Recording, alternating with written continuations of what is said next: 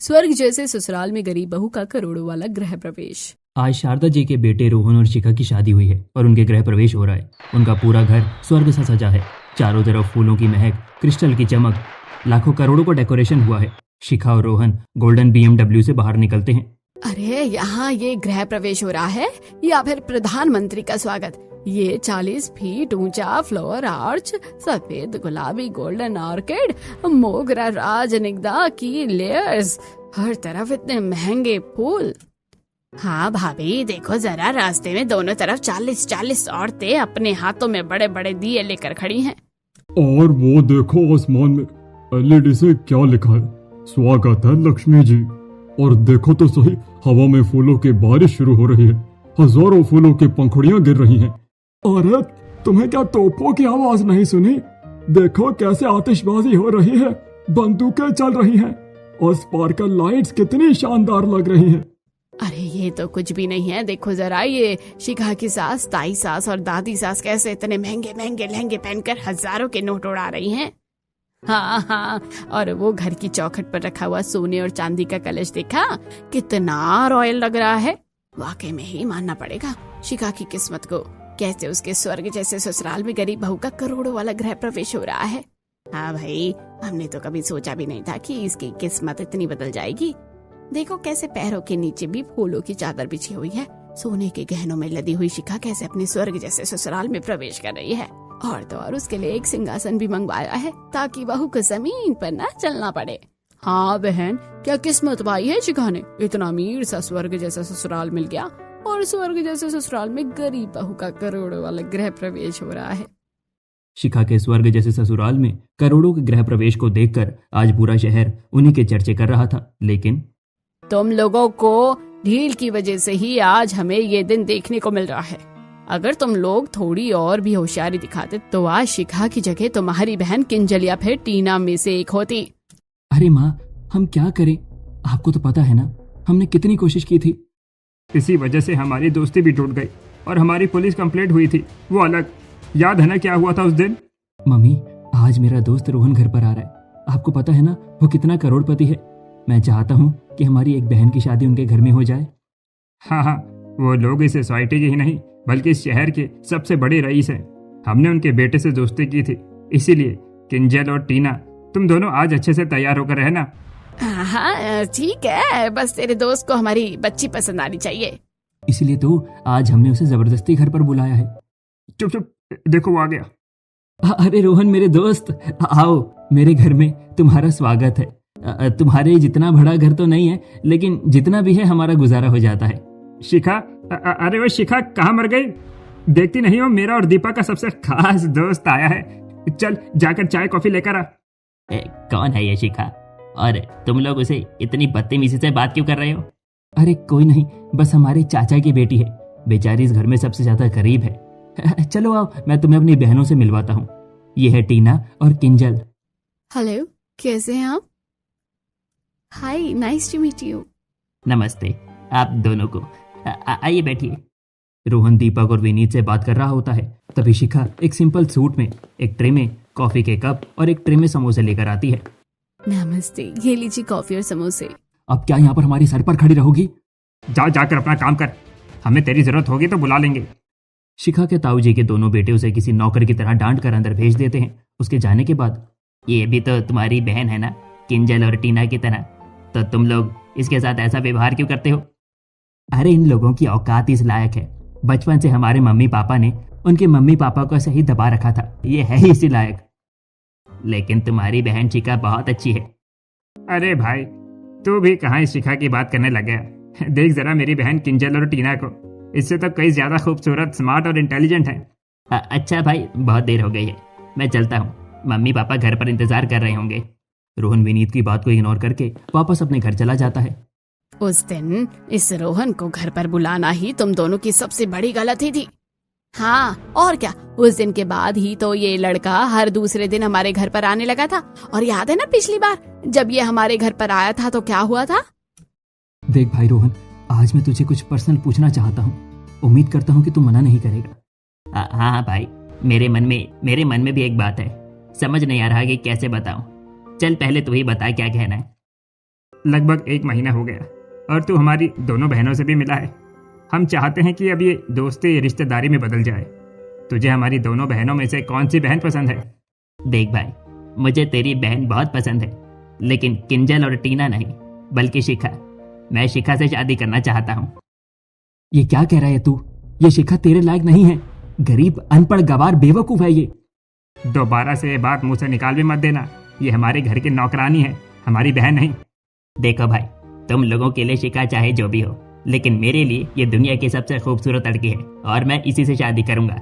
मैं अपनी mummy papa को इस बारे में बात करने वाला हूँ। रोहन संभल जा, हम लोग बहुत शांति से बात कर रहे हैं। अगर तूने अपनी हद पार की तो मेरा भी हाथ उठ जाएगा। हाँ सही कह रहा है दीपक, हम तेरी शादी अपनी बहनों से करवाना चाहते थे, ना कि इस गरीब फटीचर से। अरे आप लोग रोहन को क्यों बोल रहे हैं? इस शिखा को कहिए कुछ। मुझे तो लगता है इस शिखा ने ही रोहन को अपने जाल में फंसाया है। हाँ सही कह रही है टीना, ये सब इस शिखा का ही किया धरा है। इतने प्यार से कॉफी और समोसे जो लेकर आई थी ये रोहन के लिए। शिखा, अरे ओ शिखा, कहाँ मर गई शिखा की बच्ची? हमारे घर की नौकरानी होकर इतने बड़े सपने देख लिए तूने? किस शहर के सबसे अमीर घराने की बहू बनेगी तू? बाहर निकल। क्या हो गया दीपक और विनीत, आप दोनों इतना जोर जोर से चिल्ला क्यों रहे हैं? अच्छा, तो गलती खुद करती है और सवाल हमसे पूछती है। आज तो तुझे हम छोड़ेंगे नहीं। विनीत और दीपक शिखा पर हाथ उठाने के लिए उसके करीब आते हैं। तभी रोहन शिखा को अपनी तरफ खींच लेता है और एक एक मुक्का दीपक और विनीत को मार देता है। रोहन, तेरी इतनी हिम्मत, तू हमारे घर आकर हम पर ही हाथ उठा रहा है, वो भी इस गरीब फटीचर अनपढ़ गवार लड़की के लिए। तुझे तो हम छोड़ेंगे नहीं। हाँ, आज इसे सबक सिखाते हैं कि हमारे घर में आकर हमारी ही बहनों को धोखा देने का अंजाम क्या होता है। मैं तुम्हारी बहनों को कोई धोखा नहीं दिया है, ना ही मैंने तुम्हारी बहनों को कभी पसंद किया था। मुझे तो पहले दिन से ही शिखा पसंद थी और मैं शिखा से ही शादी करूंगा। रोहन की बात सुनकर दीपक और विनीत हाथापाई करने लग जाते हैं और तीनों का बहुत बड़ा झगड़ा होता है। तीनों एक दूसरे को मारते हैं और लहूलुहान हो जाते हैं। तभी रोहन का ड्राइवर वहां पर आता है। अरे अरे अरे रोहन बाबू, आपके साथ ये क्या हुआ है? और आपके तो सर से कितना सारा खून निकल रहा है। चलिए जल्दी चलिए, वरना अगर मालिक को पता चल गया तो मालिक हमें छोड़ेंगे नहीं। मैं तुम दोनों को नहीं छोड़ूंगा, और अगर मैं शादी करूंगा तो सिर्फ और सिर्फ शिखा से। देख लेना तुम लोगों की आंखों के सामने से ही उसे अपनी दुल्हन बनाकर लेकर जाऊंगा। हमने तो उसे दिन कितनी कोशिश की थी, लेकिन ये रोहन का बच्चा उस दिन जो बात कहकर गया है, इसने आज वो बात पूरी कर दी। अरे बात इतनी आगे बढ़ती ही नहीं, उसने तो सिर्फ अपनी मम्मी पापा को राजी किया था ना। अगर ये दोनों भाई आकाश और प्रकाश संदीप पर अपनी लगाम लगा कर रखते तो संदीप और सुमित्रा की जुबान चलती ही नहीं। हाँ और क्या, उसे दिन अगर संदीप और सुमित्रा की जुबान नहीं खुलती तो ये शादी कभी नहीं होती और हम मौका देखकर अपनी बेटियों की शादी इस घर में कर देते। अब तुम लोग हम पर क्यों बरस रहे हो? हमने तो पूरी कोशिश की थी ना, याद है ना उस दिन क्या हुआ था? दरअसल रोहन दीपक और विनीत के हाथों से मार खाकर लहूलुहान अपने घर पहुंचता है और उसे देखकर उसके माता पिता शारदा जी, महेंद्र जी चिंता में आ गए थे, क्योंकि रोहन उनके खानदान का इकलौता लड़का था। अरे रोहन बेटा, तेरे साथ ये सब किसने किया? और क्या हुआ? तेरा इतना सारा खून बह रहा है। रामू काका, जल्दी से डॉक्टर को बुलाइए। अरे जिन लोगों ने तेरे साथ ऐसा किया है हम उन्हें नहीं छोड़ेंगे। बता बेटा, किसने तुझे मारा है? सब रोहन बाबा अपने दोस्त और विनीत के घर गए थे। थोड़ी देर बाद उनके घर में तेज चिल्लाने की आवाज आने लगी और जब मैं अंदर जाकर देखा तो वो दोनों रोहन बाबा को मार रहे थे और मैंने जैसे तैसे रोहन बाबा को अपने साथ ले आया। लेकिन रोहन बेटा, वहां लोग तुझे मार क्यों रहे थे? तूने आखिर ऐसा क्या किया? महेंद्र जी रोहन से पूछ रहे थे कि तभी डॉक्टर आते हैं। डॉक्टर रोहन का चेकअप करते हैं, उसकी मरहम पट्टी करते हैं और उनके जाने के बाद, मम्मी पापा दादी, आप लोग मुझसे पूछ रहे थे ना कि आखिर उन लोगों ने मुझे क्यों मारा? वो दरअसल बात यह है कि मैं उनकी चचेरी बहन शिखा से प्यार करता हूँ और वो लोग ना केवल शिखा को बल्कि उसके मम्मी पापा को भी अपना नौकर बना कर रखते हैं और वो दोनों चाहते हैं कि मैं उनकी बहन टीना या किंजल के साथ शादी करूं, लेकिन मैं शिखा से प्यार करता हूं। लेकिन बेटा, अगर वो लोग नहीं चाहते कि तेरी शादी शिखा से हो तो हम लोग जबरदस्ती नहीं कर सकते। लेकिन मम्मी, वो लोग तो शिखा के कुछ लगते ही नहीं है। वो तो शिखा को नौकरानी समझते हैं। हमने सीखा कि मम्मी पापा या शिखा से तो पूछा ही नहीं। अगर हमारा रोहन उस लड़की के साथ शादी करना चाहता है तो हम उसकी शादी उसी से करवाएंगे। ठीक है, अगर आप लोगों की यही मर्जी है तो कल हम शिखा के घर चलेंगे। रोहन का पूरा परिवार शादी के लिए रजामंदी दे देता है और वो सभी अगले दिन अपनी बड़ी सी मर्सिडीज में बैठकर शिखा के घर पहुंचते हैं और घर पहुंचकर नमस्ते भाई साहब, हमें हमारे बच्चों ने बताया कि कल क्या हुआ था। अब देखिए, बच्चे तो नादान हैं और गलती कर देते हैं, लेकिन हम तो समझदार हैं, इसलिए हम चाहते हैं कि हम लोग समझदारी से फैसला लें। जी हाँ भाई साहब, अब देखिए ना, हमारी दो पढ़ी लिखी बेटियों को छोड़कर आपके बेटे को ये हमारी अनपढ़ गवार शिखा पसंद आई है। ये भी भला कोई बात हुई? आप बताइए बहन जी, हमारी बेटी टीना और किंजल में से आपको कौन पसंद है? देखिए बहन जी, हम लोग सीधी बात करने आए हैं। हमारे बेटे को आपके छोटे भाई संदीप की और सुमित्रा जी की बेटी शिखा पसंद आई है। हम शिखा के लिए यहाँ पर रिश्ता लेने आए हैं। जी हाँ, आप ही बताइए संदीप जी, क्या आप अपनी बेटी की शादी हमारे बेटे के साथ करना चाहते हैं? अरे ये क्या बताएंगे, इस घर के सारे फैसले हम लेते हैं और इसकी जिंदगी के भी। अगर आप लोगों को हमारी बेटियां पसंद नहीं है तो यहाँ से उठिए और निकलते बनिए।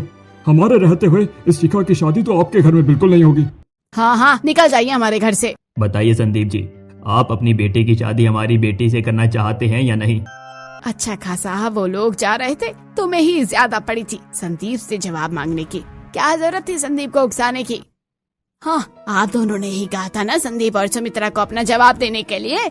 आप लोगों को लगता था कि वो आपकी फेवर में जवाब देंगे। देखिए कैसा स्वर्ग जैसे ससुराल में करोड़ों का गृह प्रवेश हो रहा है इस लड़की का। देखिए तो सही, अभी अभी चारों तरफ से कितने रंग बिरंगे फुहारे निकल रहे हैं।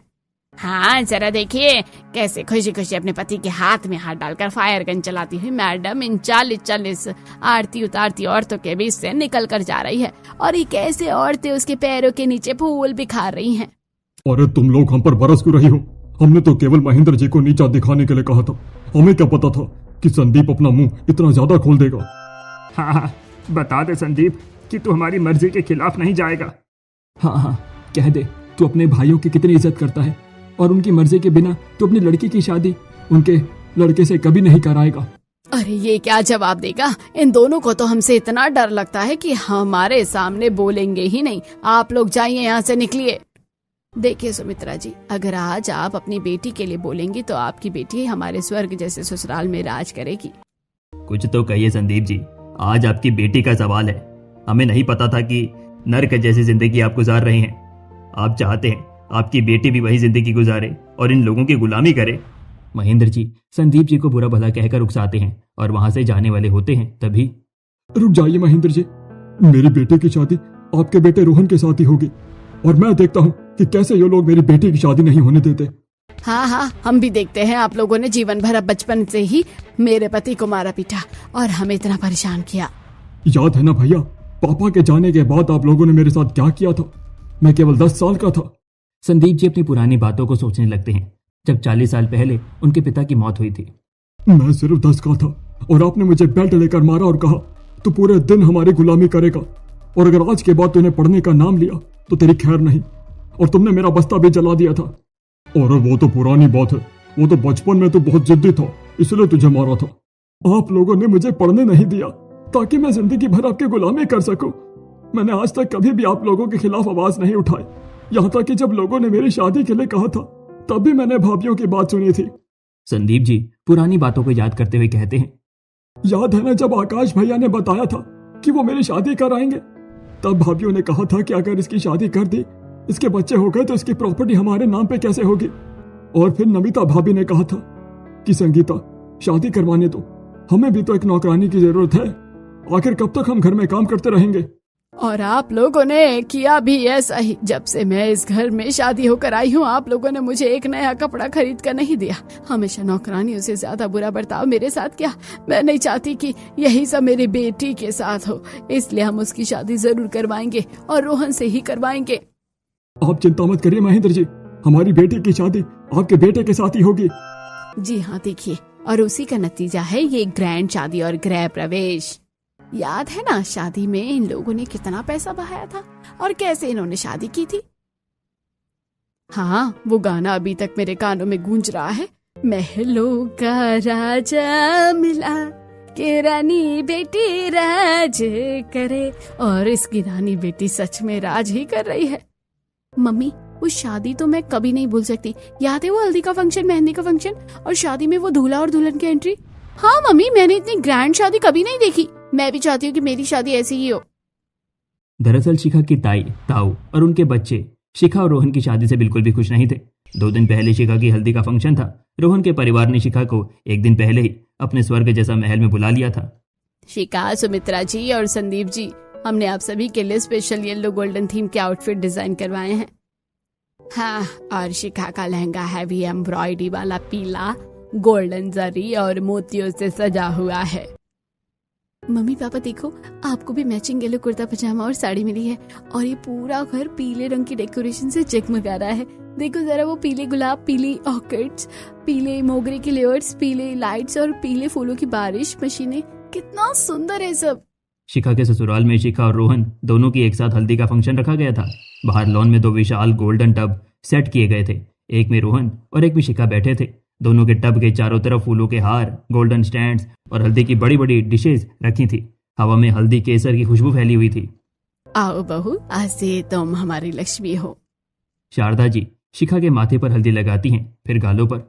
बेटा, आज तो खुश है ना? पापा, आज से ज्यादा खुश मैं कभी नहीं था। चारों तरफ रिश्तेदार, दोस्त और फैमिली डांस कर रही थी। लड़कियां गोल गोल घूमकर हल्दी लगा रही थी।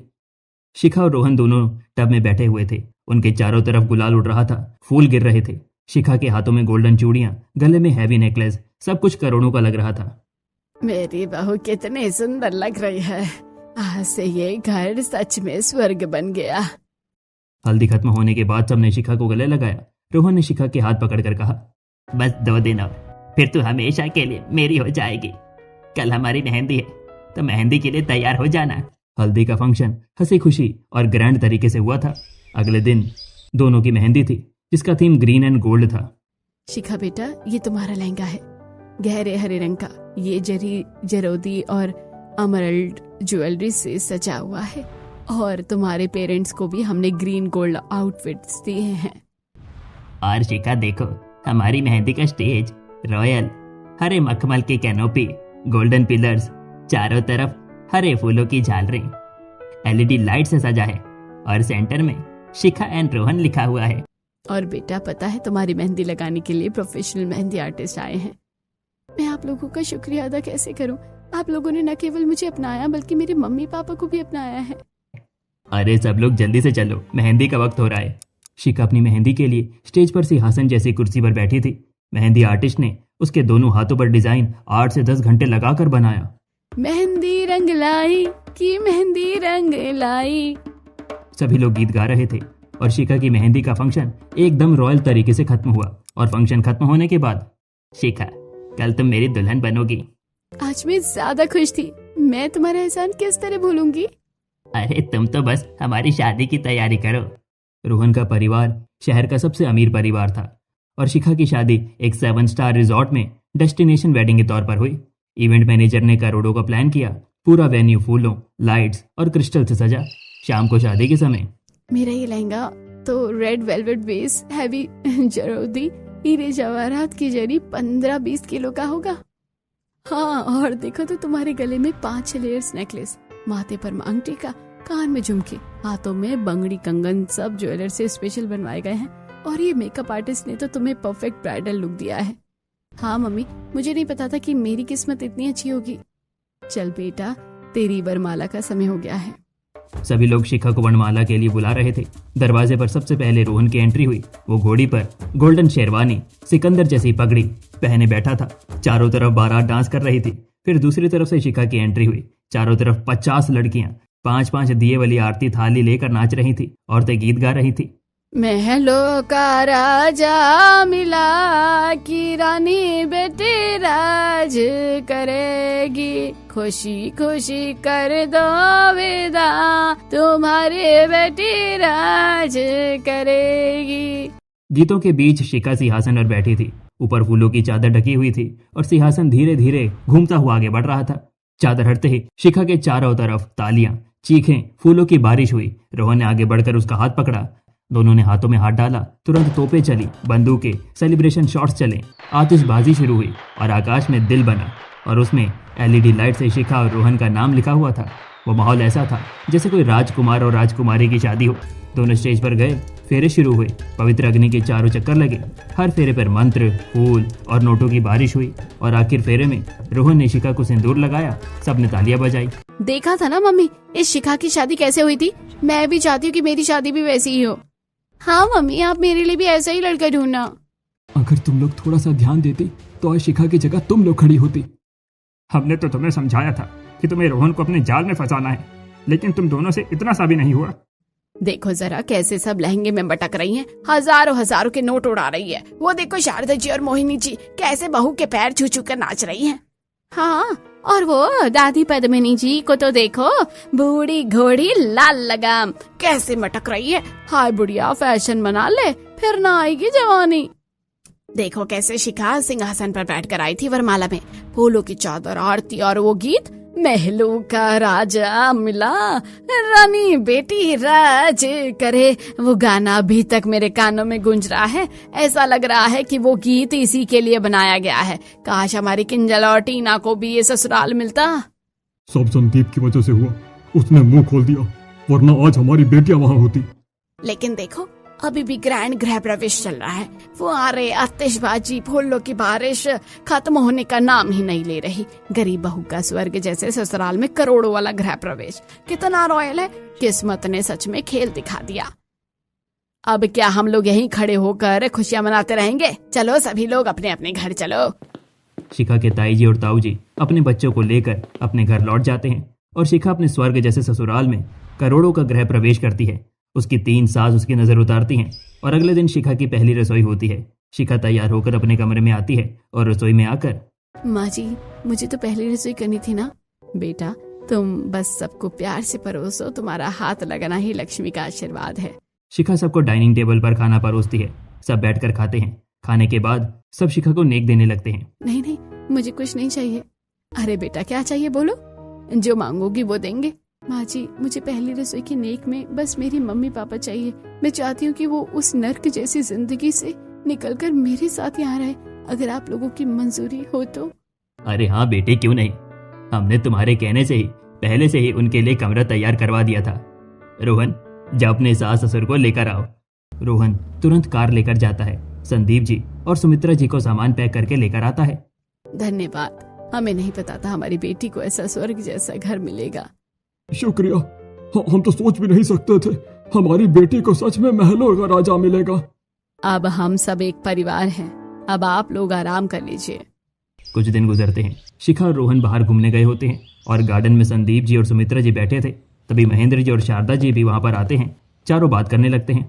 महेंद्र जी, असल में आकाश और प्रकाश मेरे सगे भाई नहीं, बल्कि मेरे ताऊ जी के बेटे हैं। पिताजी की मौत के बाद सारी प्रॉपर्टी मेरी थी, लेकिन इन लोगों ने कब्जा कर लिया। क्योंकि शिखा मेरी इकलौती संतान है, ये लोग जबरदस्ती मुझसे प्रॉपर्टी अपने नाम ट्रांसफर करवाना चाहते थे। हमने कभी विरोध नहीं किया, लेकिन ये लोग हमारी बेटी की जिंदगी भी बर्बाद करना चाहते थे। ऐसा कभी नहीं होगा। आपकी प्रॉपर्टी आपको मिलेगी। आपका हक कोई नहीं छीन सकता। मैं अभी वकील जी से बात करता हूँ। महेंद्र जी वकील को बुलाते हैं और एक लीगल नोटिस प्रॉपर्टी क्लेम आकाश, प्रकाश, संगीता, नमिता के घर भेजा जाता है। नोटिस देकर आकाश, प्रकाश, संगीता, नमिता, दीपक, विनीत सब गुस्से में शिखा के ससुराल पहुंचते हैं, बाहर से मीठी मीठी बातें करते हुए। हम माफी मांगने आए हैं, गलती हो गई। संदीप भाई, चलो कमरे में अकेले बात करते हैं। आकाश और प्रकाश संदीप जी सुमित्रा जी को कमरे में ले जाकर दरवाजा बंद करते हैं और मारपीट शुरू कर देते हैं। संदीप जी और सुमित्रा जी को हाथ पैर कसकर पकड़ लेते हैं। साइन कर दे कागज पर, प्रॉपर्टी हमारे नाम कर, वरना आज तेरी खैर नहीं। जल्दी साइन कर, नहीं तो। संदीप जी के चचेरे भाई जोर जबरदस्ती से उनसे दस्तखत करवाने वाले होते हैं। तभी कमरे में लगे सीसीटीवी कैमरे की फुटेज को उनका मैनेजर देख लेता है और महेंद्र जी को बुलाता है। महेंद्र जी तुरंत संदीप जी के कमरे में जाते हैं। बस काफी हुआ, तुम लोगों ने अपनी असली औकात दिखा ही दी है। सीसीटीवी सब कैद कर चुका है, अभी पुलिस आती ही होगी। महेंद्र जी को वहां पर देखकर सभी हैरान हो जाते हैं। पुलिस आती है, फुटेज दिखाकर केस दर्ज होता है। फाइनली प्रॉपर्टी संदीप जी के नाम ट्रांसफर होती है। संदीप जी अपनी सारी प्रॉपर्टी शिखा और रोहन के नाम कर देते हैं और आकाश जी और प्रकाश जी को 10 साल की सजा होती है। इसके बाद अब सच में सब कुछ परफेक्ट है। और इस तरह गरीब बहू का स्वर्ग जैसा ससुराल अब सच में उसका और उसके माता पिता का बन गया। सभी लोग खुशी खुशी एक साथ रहने लगते हैं।